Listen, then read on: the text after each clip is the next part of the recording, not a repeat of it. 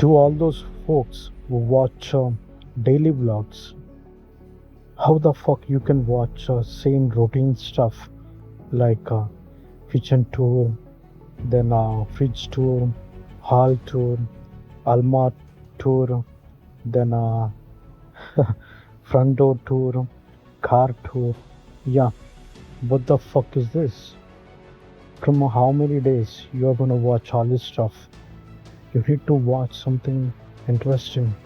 Yeah, so please Google a markers founder and CEO of ISE and you'll get a lot of content over there, whether from TikTok or Instagram, YouTube, LinkedIn, Facebook. Yeah, do watch that. You're gonna become a better person.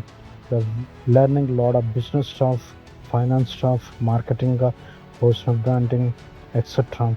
Yeah, stop watching this unproductive kitchen tour, fridge tour, etc.